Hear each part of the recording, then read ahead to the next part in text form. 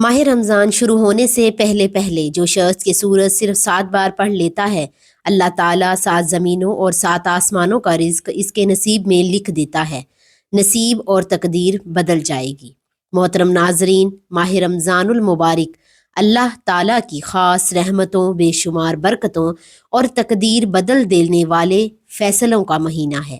یہ وہ مقدس وقت ہے جس کے آنے سے پہلے ہی اللہ تعالیٰ اپنے بندوں کو متوجہ فرما دیتے ہیں تاکہ وہ اپنی زندگی، اپنے اعمال، اپنے رزق اور اپنے مقدر کی اصلاح کر لیں۔ اسلام ہمیں یہ تعلیم دیتا ہے کہ اللہ تعالیٰ کے خزانے بے حد و بے حساب ہیں۔ آسمانوں اور زمینوں کی ساری نعمتیں اس کے اختیار میں ہیں، اور وہ جس بندے کے لیے چاہے رزق کے دروازے کھول دیتا ہے۔ قرآن مجید میں واضح فرمایا گیا ہے، اور زمین میں چلنے والا کوئی جاندار ایسا نہیں جس کا رزق اللہ کے ذمے نہ ہو۔ اس آیت سے معلوم ہوتا ہے کہ رزق محدود نہیں بلکہ اللہ کی مشیت سے وابستہ ہے، اور وہ اپنے نیک بندوں کے لیے اس میں وسعت عطا فرما دیتا ہے۔ رمضان سے پہلے کی عبادت دراصل ایمان کی سچائی، یقین کی مضبوطی اور اللہ پر کامل بھروسے کا اظہار ہوتی ہے۔ قرآن کریم میں ارشاد ہے، جو اللہ پر بھروسہ کرے اللہ اس کے لیے کافی ہو جاتا ہے۔ یہ بھروسہ ہی انسان کی تقدیر کو بدلنے کا سبب بنتا ہے، کیونکہ جب بندہ اپنے معاملات اللہ کے سپرد کر دیتا ہے تو پھر آسمانوں اور زمینوں کے فیصلے اس کے حق میں ہو جاتے ہیں۔ اسی طرح اللہ تعالیٰ فرماتے ہیں، اللہ جس کے لیے چاہتا ہے رزق کشادہ کر دیتا ہے، اور جس کے لیے چاہتا ہے ناپ تول کر دیتا ہے۔ اس آیت میں اس حقیقت کی طرف اشارہ ہے کہ رزق مخصوص محنت کا نتیجہ نہیں بلکہ اللہ کی عطا ہے، اور عبادت، ذکر اور اخلاص کے ذریعے اس میں غیر معمولی اضافہ ہو سکتا ہے۔ ہمارا آج کا عمل بھی اللہ تعالیٰ کے خزانوں میں سے رزق حاصل کرنے کے حوالے سے ہے۔ جو شخص کلام پاک کی ایک سورت مبارکہ کو صرف 7 مرتبہ پڑھ لیتا ہے، اللہ تعالیٰ اس کے نصیب میں 7 زمینوں اور 7 آسمانوں کا رزق لکھ دیتا ہے۔ اس کی تقدیر اور نصیب بدل جاتا ہے۔ تو وہ کون سی سورت مبارکہ ہے جس کی رمضان شروع ہونے سے پہلے پہلے تلاوت کرنی چاہیے؟ اس کے بارے میں جاننے کے لیے گزارش ہے کہ ویڈیو کو آخر تک لازمی دیکھیے گا۔ رسول اللہ صلی اللہ علیہ وسلم نے بھی رزق، تقدیر اور اللہ کی رحمت کے بارے میں بار بار امت کو امید دلائی ہے۔ ایک حدیث میں ہے، واقعی وہ بڑا خوش نصیب ہے جو بندہ رمضان شروع ہونے سے پہلے ہی اللہ کو راضی کر لیتا ہے۔ توجہ کیجئے، جو شخص رمضان سے پہلے اللہ کو منا لیتا ہے، اللہ اسے اپنا لاڈلا بنا لیتا ہے۔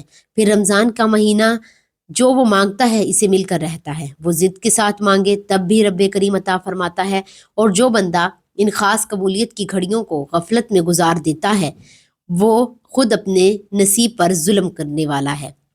اللہ تعالیٰ فرماتے ہیں کہ نیا چاند نکلتے ہی انسان کی تقدیر میں بڑا فرق آ جاتا ہے، کوئی اوپر چلا جاتا ہے اور کوئی وہیں کا وہیں رہ جاتا ہے۔ اگر آپ بھی اپنے نئے چاند کے ساتھ نئی زندگی چاہتے ہیں، ایسی زندگی جس میں نہ کبھی کسی کے سامنے ہاتھ پھیلانے پڑے، نہ در در کی ٹھوکریں کھانی پڑے، نہ ذلت اٹھانی پڑے، تو پھر رمضان سے پہلے پہلے اس قرآن سورت کو صرف 7 مرتبہ لازمی پڑھیں۔ جس گھر میں یہ سورت 7 مرتبہ پڑھی جاتی ہے، رمضان آتے ہی وہاں اللہ کی رحمتیں بارش کی طرح برستی ہیں، حاجتیں پوری ہوتی ہیں، رزق کے دروازے کھل جاتے ہیں۔ یہ دن بھی بڑے خاص ہیں، بڑی قبولیت والے ہیں، بڑی عظمت والے ہیں، بڑے برکت والے ہیں۔ خدارا دنیا کی تمام مصروفیات چھوڑ کر رمضان سے پہلے اس سورت کو 7 مرتبہ پڑھ کر دیکھ لیں۔ آپ یہ عمل کسی بھی وقت پڑھ کر سکتے ہیں، نماز فجر، ظہر، عصر، مغرب، عشاء، کسی بھی نماز کے بعد پڑھ سکتے ہیں۔ بس ایک بات یاد رکھیے گا، رمضان سے پہلے پہلے یہ عمل آپ نے لازمی کرنا ہے، کیونکہ یہی وہ لمحے جو زندگی بدل دیتے ہیں۔ تو آئیں ناظرین، اب راز دل کھول دیتے ہیں، پوری توجہ کے ساتھ جان لیجئے کہ یہ بابرکت عمل آپ نے کیسے پڑھنا ہے، اور کون سی باتیں ایسی ہیں جن کا خیال رکھا جائے تو قسمت پلٹنے سے کوئی نہیں روک سکتا۔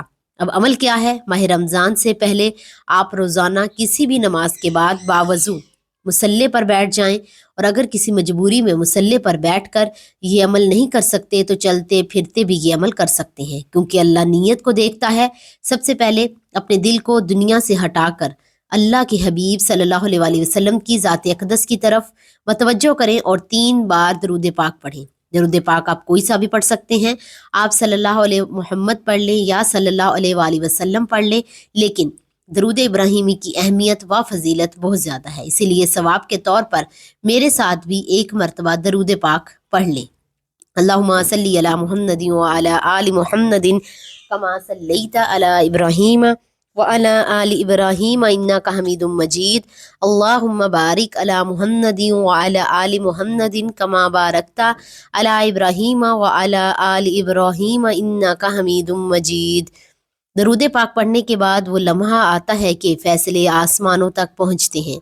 اب آپ نے سب سے پہلے اپنے خاص مقصد کی نیت کرنی ہے، دل ہی دل میں خاموشی سے آنکھیں بند کر کے اپنے مقصد کی نیت کریں، کیونکہ آج جس مقصد کی نیت سے آپ بیٹھے رمضان سے پہلے اللہ کے حکم سے وہ مقصد پورا ہونا شروع ہو جائے۔ انشاءاللہ آپ نیا گھر چاہتے ہیں تو گھر مانگ لیں، گاڑی چاہتے ہیں تو گاڑی مانگ لیں، نوکری کی فکر ہے تو نوکری مانگ لیں، شادی کی رکاوٹ ہے تو شادی کی نیت کر لیں، قرضوں نے کمر توڑ رکھی ہے تو قرض سے نجات کی نیت کر لیں، مقصد جتنا مرضی بڑا ہو۔ ناممکن لگے، اللہ والوں کا کہنا ہے کہ یہ سورت مبارکہ پڑھتے ہی ناممکن مقصد ممکن ہو جاتا ہے۔ جیسے ہی آپ اپنے مقصد کی نیت کر لیں تو فوری طور پر آپ نے ایک بار اعوذ باللہ من الشیطان الرجیم بسم اللہ الرحمن الرحیم پڑھ کر وظیفے کا باقاعدہ آغاز کرنا ہے، اور سب سے پہلے نمبر پر جو وظیفہ آپ نے پڑھنا ہے وہ بسم اللہ الرحمن الرحیم کا وظیفہ ہے۔ اللہ والے فرماتے ہیں کہ جب کوئی بندہ کسی بھی اہم کام کا آغاز بسم اللہ الرحمن الرحیم سے کرتا ہے تو اس کے ہر کام سے ہر طرح کے زمینی اور شیطانی اثرات ختم ہو جاتے ہیں، چاہے وہ نظر بد کے ہوں، حسد کے ہوں یا جادو جنات کا اثر ہو۔ ماہ رمضان سے پہلے جو بندہ بسم اللہ الرحمن الرحیم کا یہ عمل کر لیتا ہے، نیا مہینہ شروع ہوتے ہی آپ کی زندگی کا ایک نیا باب کھل جاتا ہے۔ ایسی زندگی جس میں نہ کوئی باقی رہتے ہیں، نہ پریشانیاں، نہ کسی کے سامنے ہاتھ پھیلانا پڑتا ہے، نہ ہی کسی کے آگے جھکنا پڑتا ہے۔ سوچیں اس سے بڑھ کر اور کیا چاہیے۔ یہ بھی یاد رکھیے گا کہ کام کے آغاز میں بسم اللہ پڑھی جاتی ہے، اس میں اللہ کی غیر شامل ہو جاتی ہے، اس میں برکت آ جاتی ہے، اس میں اللہ کی حفاظت آ جاتی ہے، اور پھر زندگی آسان ہو جاتی ہے، رستے خود بخود کھلنے لگتے ہیں، کامیابیاں قریب آ جاتی ہیں۔ آپ نے بسم اللہ الرحمن الرحیم کتنی بار پڑھنی ہے پوری توجہ سے سن لیں۔ آپ نے بسم اللہ الرحمن الرحیم ہاتھوں کی انگلیوں پر یا تسبیح کے دانوں پر گن کر صرف 21 بار پڑھ لینا ہے، اور آپ کے دل میں جو بھی خواہش ہو، مقصد ہو، جو بھی حاجت ہو، خاموشی سے اللہ کے سامنے رکھتے جائیں۔ آپ خود محسوس کریں گے کہ جیسے دل ہلکا ہو رہا ہو، دماغ کو طاقت مل رہی ہے، دل کی بے چینی ختم ہو رہی ہے، اور یوں لگے گا جیسے آپ واقعی اپنی تنگ دستیوں اور پریشانیوں سے باہر نکل رہے ہیں۔ تو آپ کو اندازہ ہوگا کہ اللہ کو راضی کرنا کتنا آسان ہے، اور افسوس کہ ہم میں سے اکثر لوگ نہ اللہ کو راضی کرنے کی کوشش کرتے ہیں اور نہ دل سے اللہ سے مانگتے ہیں۔ اب جو دوسرا عمل بتانے جا رہی ہوں وہ ایسا وظیفہ ہے جو قرآن پاک کا دل ہے اور قرآن کی صورت ہے، جسے اہل علم نے سورۃ الشفا بھی کہا ہے، ام الکتاب، سبب المثانی جیسے القابات سے جانا جاتا ہے، جسے کامیابی، رزق، شفا اور قبولیت کا راز کہا جاتا ہے۔ جی ہاں، وہ عظیم اور مقدس، وہ دلوں کو بدل دینے والی صورت ہے سورۃ الفاتحہ، جسے الفاتحہ بھی کہا جاتا ہے، جو قرآن کی پہلی صورت ہے اور جس کے بغیر نماز بھی مکمل نہیں ہوتی۔ آپ ذرا ٹھہر کر ادب اور محبت کے ساتھ سورۃ فاتحہ کی تلاوت سماعت فرمائیں، کیونکہ یہ وہ کلام ہے جو آسمانوں کے دروازے کھول دیتا ہے۔ بسم اللہ الرحمن الرحیم، الحمد للہ رب العالمین، الرحمن الرحیم، مالک یوم الدین، ایاک نعبد و ایاک نستعین، اہدنا الصراط المستقیم، صراط الذین انعمت علیہم غیر المغضوب علیہم ولا الضالین، آمین۔ آپ نے سورہ فاتحہ کو صرف 7 بار پڑھنا ہے۔